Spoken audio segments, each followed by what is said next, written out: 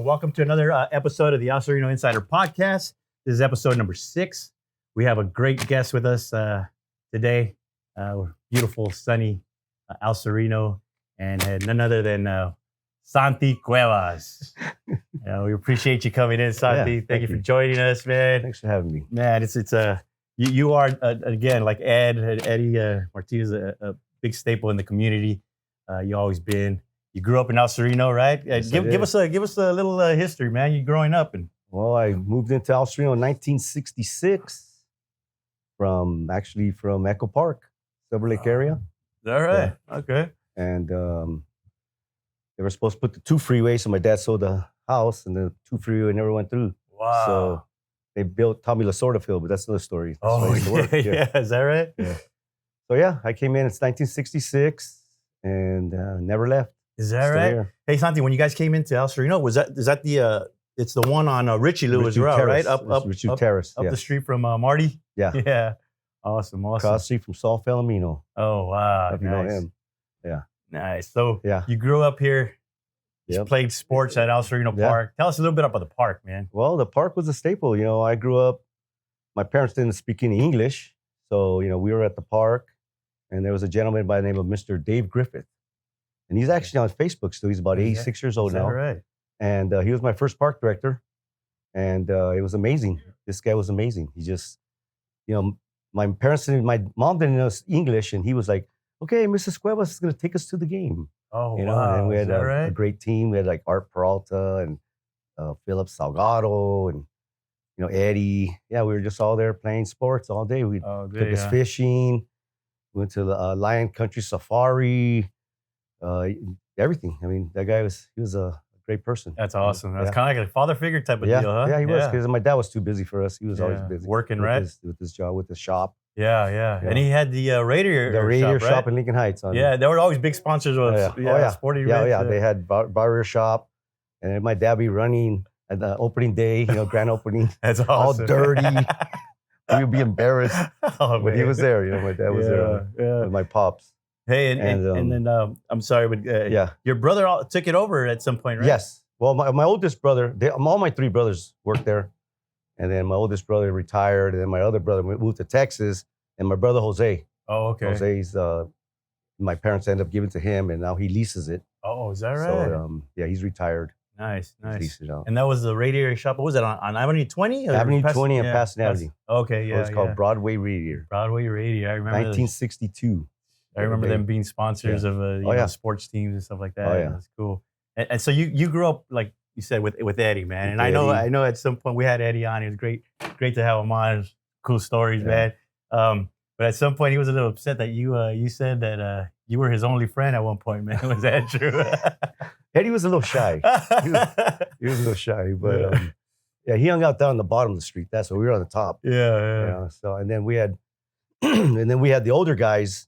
The real rich Lou boys, it was a guy named Tommy Dewey and Mike Barba. Oh, wow. And those guys, they kept us straight. Kind of brought you guys up. Brought us up. But we were all at the park. And then, like I said, after Mr. Griffith, there was Rich Gonzalez. Yeah. You don't remember him? So you guys are still too young. Yeah. Rich Gonzalez was a good park director. And then there was Rich Montague, Nick Apodaca. And, there was just softball, everything, anything you name it, there was happening. And then everything's going on. Bill Clark's going on at the park. Yeah, everybody's at the park. The pool. The pool, yeah. I was actually that was my first job. I was a locker attendant. Is that right? Locker attendant. With the little green baskets little bag, and the clips. Pin. The pins. Yeah. That's crazy, man. El Sereno Park. El Sereno Park. Did you guys do what we did and jump the fence after and go swimming? No, I actually had the key. Oh yeah. That's awesome, man. We didn't have to jump the fence. That's awesome. So you played sports at El Sereno Park, man, right? And then you go up and you play at Wilson. Mm-hmm. And I want to get back to the park, but right now I want to kind of go on a timeline. You go up to Wilson, right? Mm-hmm. You become a standout athlete, man. Mm-hmm. Tell us about those days, man. Those were the glory days at Wilson High School. Those were the Friday night lights. It was like everybody was at the game. Standing crowd only. Just everybody. You had over 100 drill team with song leaders, the band, cheerleaders, the booster club. That's when Art Snyder was involved. Old council member. Yeah. It was awesome. It was a good feeling. That's awesome. It was 39-0. They went, never lost a game. Wow. And it was good. It was good. It was a great experience. Glory days, huh? Glory days. Glory days. And how was it playing with, or how was it playing for Mr. Kusha, Vic Kusha, and then how was it playing with Ron Kusha? Well, playing for Mr. Kusha was awesome. Mr. Kusha is a legend in his own time. Yeah. He was ahead of his time, actually. The offense that we ran was the run and shoot. We only had one back and then 4 receivers. And that's awesome. And he designed that for his son, right? As a quarterback. But he didn't. Mr. Kusha never put anything in writing. No kidding, huh? We just learned by just repetition, boom, boom, over and over. If he would have put in writing, he would be, the founder of that. He'd have the credit offense for that, huh? Yeah, that was the run and shoot offense. Wow. Mouse Davis has Is that right? The credit for that offense. Wow, man. Because you guys were passing like crazy, right? I mean, that's why Ron Kusha had all the records, right? Yeah. So what was like Vic Kusha like, man? Because he was an intense person, man. Well, he was intense, but he was a legend. Let me tell you, we were watching film. I mean, we had that projectors. No, what was that thing called, man? It was a lift. It was a lift. And it was on the other side. Shit. And we had colored film. Really? Oh yeah. You guys had color TV back there, we had bro? Color TV, yeah. Yeah. He was ahead of his time. Yeah. And there was times where we would watch halftime watch the film. No kidding, huh? I mean, wow. That's crazy, man. That's crazy. He's ahead of his time. He just wanted to win, huh? He was all about winning, huh? Yeah, we were winners. That's awesome, man. That's awesome. For 3 seasons? Yeah. What did he say? There's only one. No, I forgot what he said. I remember saying it. It's only fun when you win. Yeah. It's only fun when you win. You ain't lying. Then he created the passing league. The pass league now? Yeah. We were doing that. He took us down to San Diego. We go to San Diego and he just called every school out there and challenged them. Right? Yeah. Oceanside, San Clemente, Mission Viejo. Yeah, we play all those teams. So he started that, huh? Yeah, the 7-on-7. He got a little clock. Oh, wow. Yeah. That's interesting, man. He was ahead of his time. We were playing, we used to play that down at the Watts games and stuff. We'd go take a 7-on-7 down there. Yeah. But man, he started that, huh? Yeah. I believe he created it. That's awesome. We would have all the teams would come try to play us. Yeah, yeah. It was cool. He was awesome, man. He was, he coached a lot of players, man. Yeah. Ray Rosales was one of the players, and he coached me. And I heard a lot of stories about him, and I got the chance to meet him obviously at Wilson. Yeah, he was pretty cool, man. My claim to fame with Kusha is he's like, he'd come to the practices and stuff, and he'd be like, Lars, man, if I was coaching you, you would have broke all of Steve Martinez records. So I'm like, yeah, that's right. That's right. He hyped you up. Yeah, he was. He was awesome, man. I really liked him. He was cool. Now, what was it like playing with Ron? Ron, it was cool. Ron kind of kept to himself, but he was cool. I have no. See, in our huddle was, Steve, what are you open on? Oh, is that right? And then if it didn't work, then Eddie, what are you open on? And then it was Brian, what are you open on? And then it was 4th down, Santi, what are you open on? So it was down, you were down at the bottom of the chain, bottom of the toe. Yeah. Let me tell you, I never dropped the pass. That's awesome, man. That's awesome. Yeah. And then you didn't only play football, right? You played basketball as well, right? And baseball. And baseball too. Oh, you're a 3-sport athlete? Yes, I was. That's awesome, man. Yeah. That's why Marty says you were one of the best athletes, man. And I still say it's me. Well, don't forget who named you. Yeah. You got to tell that story, man. We got to show those pictures too, man. I'll find them. Yeah. Yeah. So so you go on. You play. You had those great seasons, the glory days there up there, Wilson. Then you go back. You go back and you coach.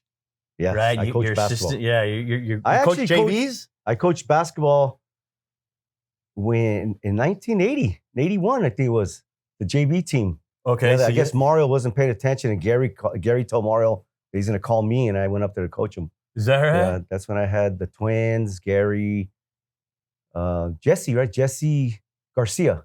Remember him? Jesse Garcia, yeah. Yeah, that was a good little JV team. Because that's when Wilson was good. They had that Reggie Payton, Kenny Earls. Yeah, they're a really good squad. Good squad, huh? Oh, good squad, right? The 80s. And then And then you were assistant coach in '84, right? They played at the Sports Arena, right? And was it '84? I don't even remember. Yeah, I think it was. Yeah, I did 3 seasons there. Yeah, yeah, that's when they had Anthony Blackman, George Tribble, Lee Smith, Spino, Art Spino, right? Spino, Twardy, and then Stan Berry. Yeah, Glenn Twardy. Yeah. Those are good teams. And then I had the JV team, with Donkey Kong. Mark Herrera, man. Hey, rest in peace, man. He was a great guy. Good, that guy was solid, man. That dude was energized, man. Like 100% Donkey Kong. That was his nickname. Such a good guy, man. Jerry Espinoza, Alonzo Ceja, Miguel Rodon. Remember that kid? Yeah, Miguel Rodon. Yeah, we had a good little team. Mike Nunez. Did you have Noel, Chris Castillo too? Chris Castillo. My sixth man. Yeah, man. Yeah, we had a good team. Good times. And how was it like coaching with Mario? Because that's another guy that was that guy was intense. Mario was my coach. Oh, he was. He was my JV coach. Yeah. No kidding, huh? Yeah. I played for Mario, so it's I used his system. His system. Yeah. First thing is get in shape. Yeah, for always, right? 100%. Run. 100%, man. And that was always outlet middle. Yeah. Full court defense, prep, all day, man. Yeah. Just man to man. 100% top, be in top physical shape, bro. Yeah. And only 7 guys played. Yeah, man. I still remember him. The whistle would blow and fucking he'd look like, shit, am I coming out now? Mario's good coach. Yeah, he's an awesome guy, man. He's definitely a favorite coach of mine, man. Yeah. So then you coach up at Wilson. Then you become a park director at El Sereno Park at one time. Yes, in 2001. Yeah, 2001. And I remember those days. The park would go up and down. It's kind of like a roller coaster, El Sereno Park, and the activities and the sporting program. And when you took over, it spiked, man. Everybody was playing every sport. That park was packed. It was year round, right? You had everything going on, everything. man. What was that like? Coming back to your community it was awesome. and doing that. It was like a dream come true. Yeah. And it was actually in the red, that place. The previous director wasn't doing her job very well.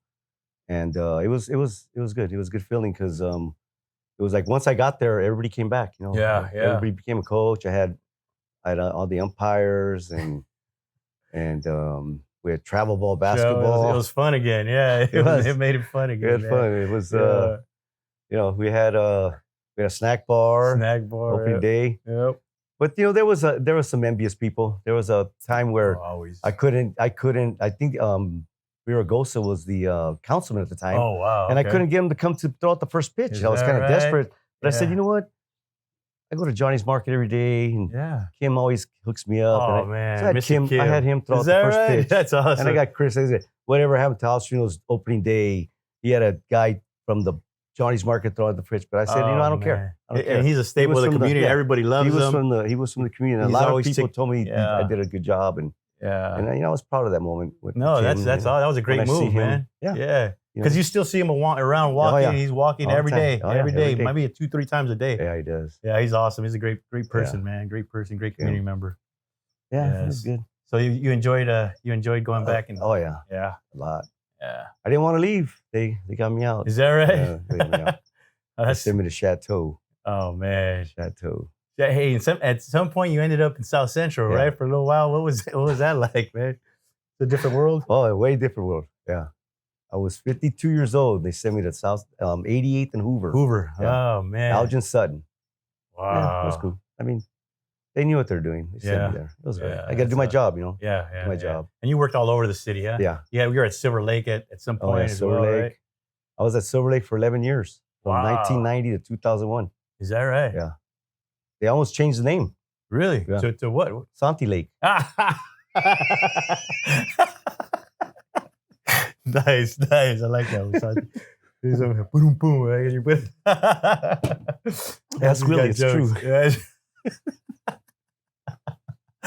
It's a true story. Oh man! So, hey, all right, Santi. So you come back, you end up back here at the park, and then at some point you end up that was it. You did How many years with the city, man? 35 years.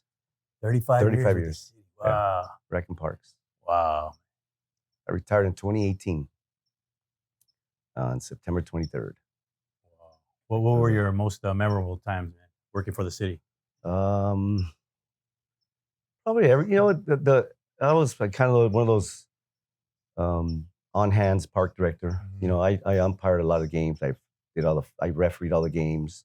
I was involved. I didn't sit in the office. I was always out there. Yeah. You know, the trips, day camp was fun. Mm-hmm. I used to do like a fitness day camp. Oh, nice. And you know, all the trips, Zuma Beach. I can remember taking the kids fishing. Raging Waters was always like twice the summer. Go to Raging Waters. That's awesome. Yeah. You know, Knott's Berry Farm. I never took my camps to Disneyland. Oh, okay. I always felt that the place where your parents should take you to Disneyland. So, yeah, makes sense. Yeah, so we did. You know, we did all the fun stuff. That's cool. And then, yeah, you know, just Chateau was good. I just my last park was Evergreen. It was a good park. You know, they had good help, good workers, and you know, a good community base. You know. That's awesome. I enjoyed Halloween a lot. I used to love getting dressed up for Halloween. You know, being the Hoover Man. That's what I was gonna say, man. I heard you were the Hoover Man down there. You're out of control, bro. Yeah. I used to take my motorcycle down there. They stole my bags from my motorcycle. Man. Really? Yeah. I had to go find the two shock collars. Like, hey, man, they stole my bags. And they go, from your Harley? I go, yeah. And they go, shit, you're lucky you still have a bike. So I had to be quiet. You got away with it? Yeah, they could have taken the whole bike. Then I had to go to they were called the Defiance. I had to go back and buy my bags back. Man. Well, at that place, I was treated like Ollie, man. Yeah. Remember Ollie? Oh, Ollie. Ollie. Yeah. Remember Ollie? Tell us that story, man. What? I mean, back in the day, it was. You don't remember Ollie? I remember Ollie. Yeah. He carried his a sheriff's badge. Yeah. Said he was. Ollie was. He was special not all needs. Special, he was special needs. He dragged his wagon around. He had a wagon. Little red wagon. You know, he started recycling before it was before it was popular, right? Before there was any money in it. He had the whole neighborhood have the cans out for him, and he was cool. I said he'd be invited any function. He was there, and he'd get dressed up. His mom used to make sure he was dressed up. Oh wow! His name was Alan Scott. Is that right? Yeah, but you know, they called him Ollie the Sheriff. Yeah, he knew how to swim. Man, I remember he could hit a baseball. Yeah, he was super strong. Man. Oh, he was strong. There was a guy named Larry Ortega, who was, you know, everybody teased Ollie. You know, but when you got older, you learned to not do no more. This guy Larry Ortega, he teased him and he grabbed Ollie. Ollie grabbed him, broke his elbow. Oh yeah, he was super strong. And then his dad said, "That's what you get." Yeah. Yeah, back in the that's what you get for teasing him, you know? Yeah, because it was like kind of hands off. And you guys remember Sereno Park, you always remember Ollie, man. Ollie. And you had kids picking on him, and then you had kids backing him up. So it was always he was for the most part, he was very protected. Yeah. People looked out, you know, after him. Well, because I don't know if you remember Joe, the gardener. Joe and Medina. I don't remember. You remember the gardener? No. The gardeners used to take care of him. Oh, is that right? Joe and Medina. Yeah, and he was another staple of that park, man. Joe. He was always there. Everybody remembers Ollie, man. Ollie was man. Yeah. Ollie. Yeah, he lived right across from the park. Across from the street. Across from the park, next door to the Sanchez. What did he? Do you know what happened to him? You know, I went to go visit him. I used to get him to come to my kids' parties, but he was in a home over on Whittier and Painter, and that was the last I knew of him. Right? Like how long ago was that? That was a long time ago. Really? And they said he did pass. Oh man! But you know, he was living in a home where they would take him to work. You know, because he loved to work. He was always active. He was always out and about, collecting his cans. Yeah, and I remember he had an ID, and he was born like in 1932. Is that right? He'd go, I got an ID. All right, Ollie. Wow. He show you his ID. Wow. And Ollie was. He was a good one, man. Yeah, for sure. Everybody remembers him, man. Cheers to Ollie. The sheriff. Yep. So okay, Santi, just to kind of recap with you, as far as like, okay, so I was a kid, right? And back in the day, we used to play, streets against streets, or this neighborhood against this neighborhood, right? I remember you were part of the Richelieu Boys. Yeah. Richelieu Boys. And you still live on Richelieu. That's pretty awesome. Yeah. So what was that like? You guys calling out streets and everybody played football in different places. And it was Eastern. Eastern was our rival. Uh-huh. They had Art Peralta, Ronnie Peralta and with Phil Salgado. The twins lived on Eastern, and then Danny and David, and Paul and Peter Alegria. Yeah, those guys. Yeah, but we schooled them.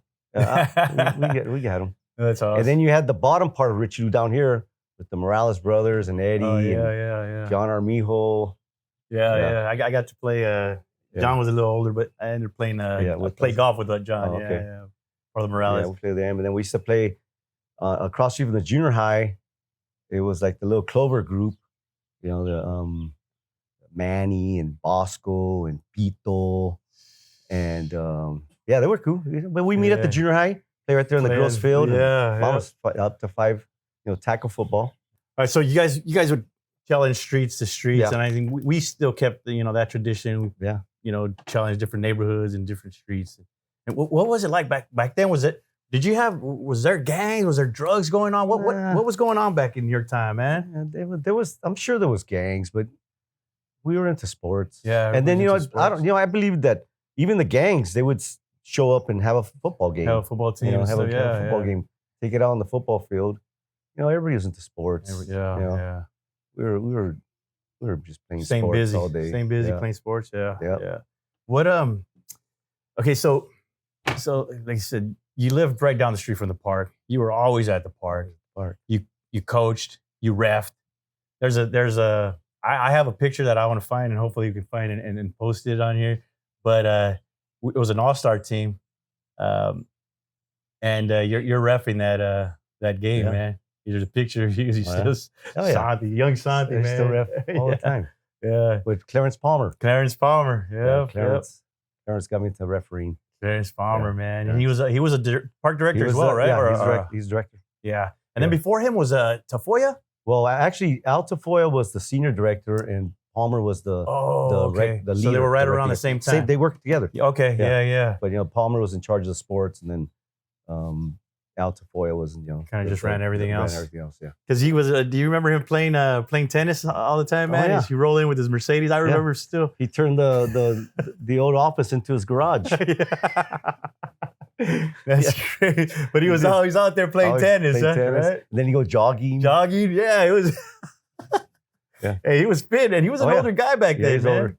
Yeah, then he would call me up like around 3, and then I'd come in and start working, and then I get a 4-hour check. I'm like, "What's going on, Tafoya? You're in training, Santi. Don't worry about it."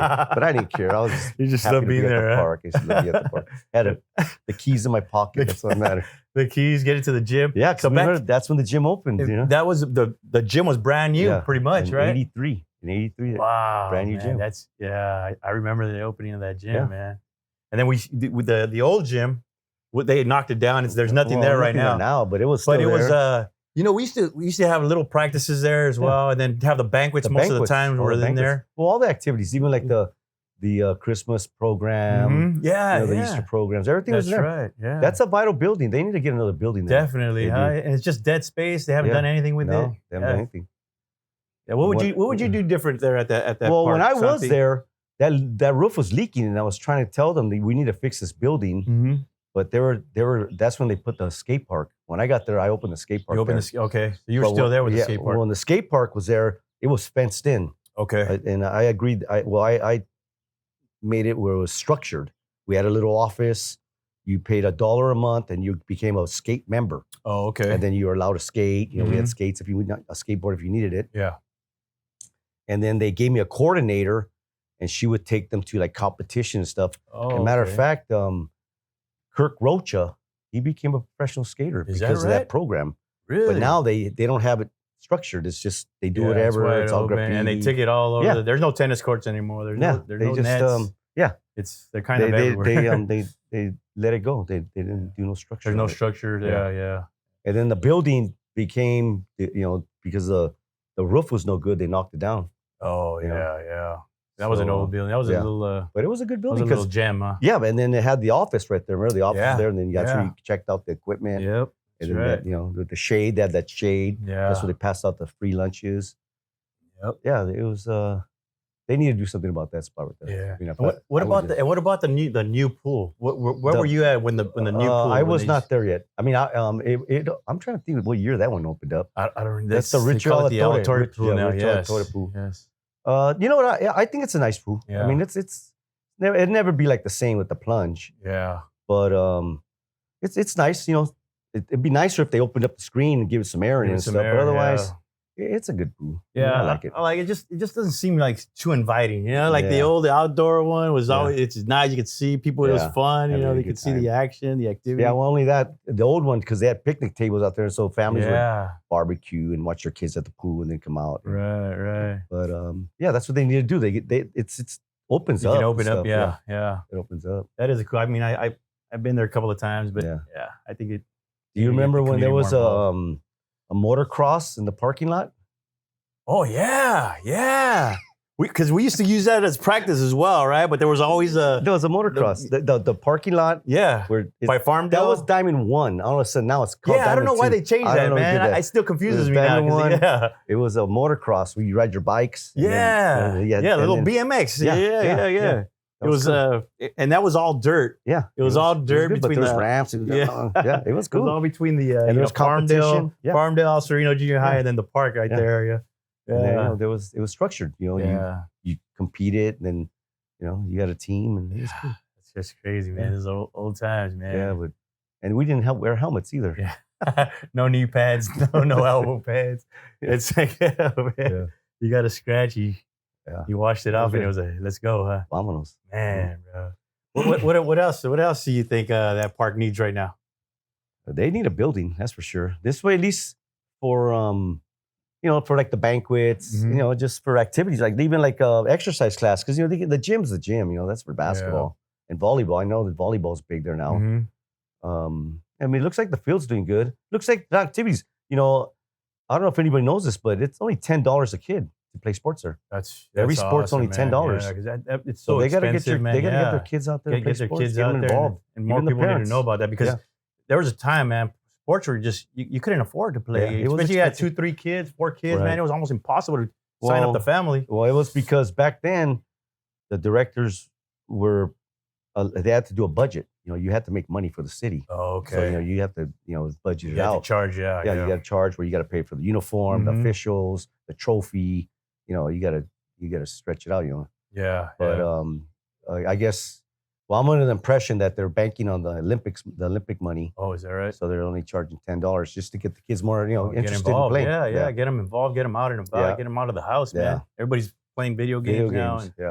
And, and just keeping them busy. Mm-hmm. What now, Santi? What about I know you're still pretty involved with the community, with the alumni association. You're always at golf tournaments. I actually got a chance to golf with you and Steve and Eddie. And Ed. So that's been fun. You're still staying active. Yeah. You're still participating in events. Like, what does that mean to you? Like, it just it feels good. To know, like there's like my kids. They're like, you still hang around with your high school friends? And I do. That they've been my friends since I'm growing up, and I don't know, it kind of lost it, but. Yeah, I mean, I enjoy it. High school was the best time ever. Yeah, for sure. For us, it was. Yeah. And then, you're always the life of the party, man. We've had events with Jaime Urbina, and rest in peace, a good friend of mine and one of my best friends. That's good. He would always put on these events to raise money to help people in need, for help helping kids that didn't have toys. Always involved, always giving back. So. We'd always have events, different locations, and you always, you're a great guy. Yeah. And he had a lot of respect for you, and he actually reminded me, he's another great athlete, 3-sport athlete. Yeah. Reminded me a lot about, of you and stuff like that. So Jaime always made me feel good. Yeah. He always gave me props. Yeah, he came with me to Chateau, and he had a travel ball team, basketball team, and he did a lot of good things. For sure. He was a good kid. Definitely, man. And you were always the life of the party, man. Yeah. You love to dance. I don't know if anybody knows, man, but Santi's a dancer, man. Hey, I can't run no more. Even with you've had your knee fixed? No. What did you have? A hip? What did you have? Both my hips were replaced. Oh, is that right? And I got an ankle fusion. Oh man. And my knees are gone, but you're right. Still having fun, huh? Yeah. There's only one thing worse than a bald man. What's that? A fat bald man. So I can't get fat. So when are you gonna try stand up, man? Because we have a buddy of ours we have in common, Willie Barcena. No way. You know that guy? So he's a comedian. Well, you know why? Because he couldn't play basketball. So. And he swears he beats you. Oh yeah, sure. Yeah. So Willie. He Willie's good. Yeah. Willie Barcena is a comedian. He met Santi at Silver Lake. Silver Lake. Yeah. So he's one of our buddies. Actually got me into comedy. So yeah. Actually, Willie, and then Willie came over with his two boys because I guess they're baseball players, and I let him use Rio de Los Angeles. Oh, is that right? Because I guess they play for Marshall. Yeah. When I became the director there, I went to the Northern League athletic directors meeting and said, "Listen, I'm the director here. There's lights. Why don't we do a Northern League game of the week?" Like some of the athletic directors, that means we got to work nights. Oh, so Marshall went for it. Okay. I think Marshall played Eagle Rock for a night baseball game. Yeah. In a packed crowd.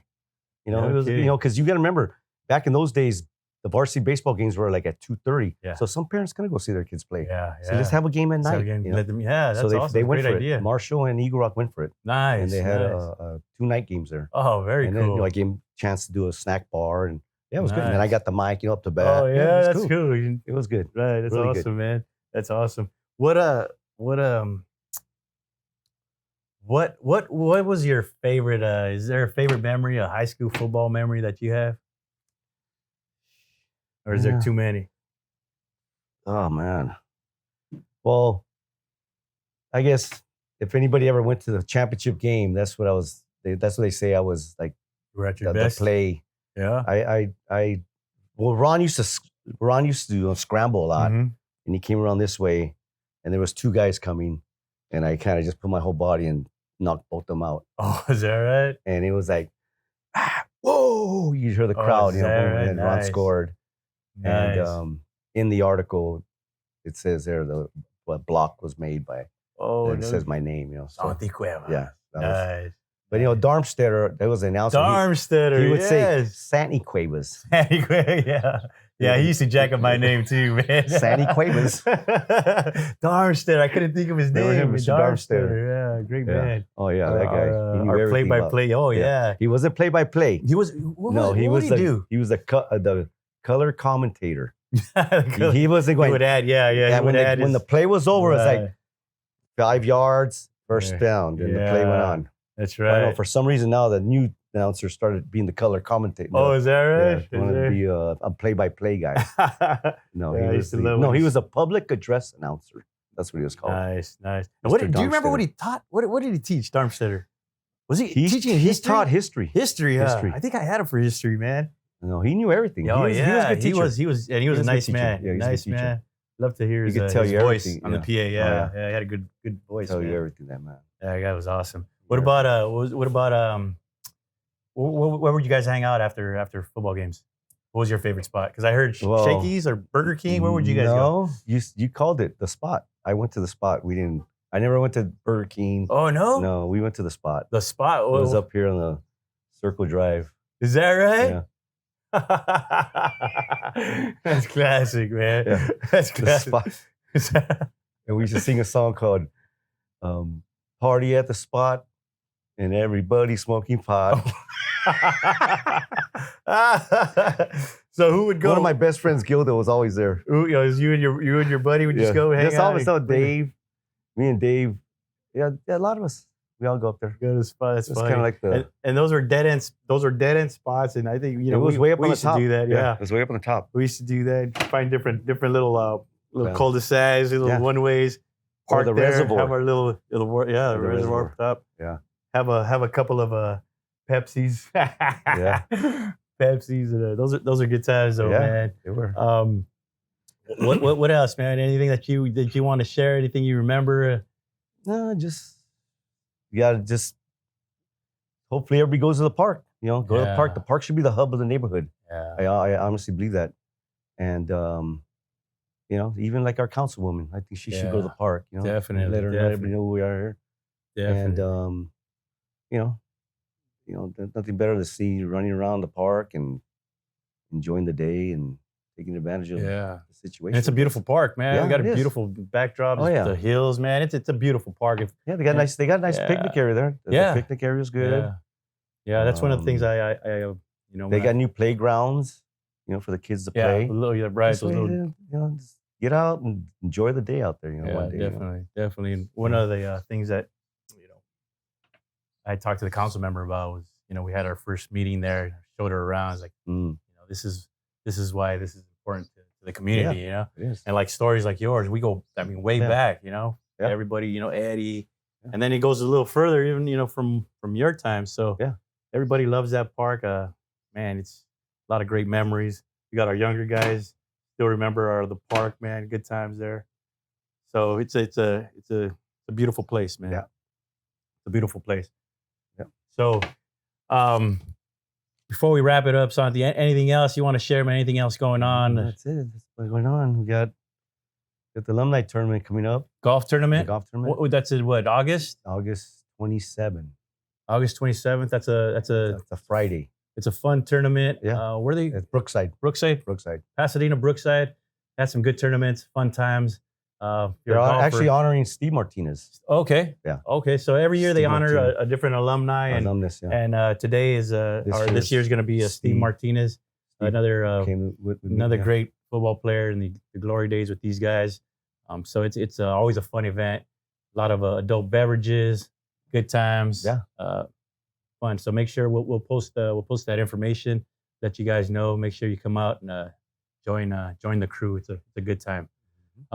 And before we wrap up, I just want to thank everybody for joining us and tuning in to another episode of the El Sereno podcast. It's great to have Mr. Santi Cuevas here, an El Sereno native, born and raised, still involved in the neighborhood, still lives on Richelieu. We appreciate you coming out, man. It's always a fun time talking to you and hanging out with you. We've had some great times, good pool parties, so we appreciate you, brother. This episode is also brought to you by the AR Legal Team. If you're involved in a traffic accident and you're injured, please reach out to them, give them a call, let them know what you got going.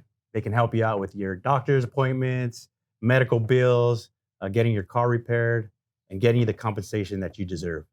Feel free to reach out.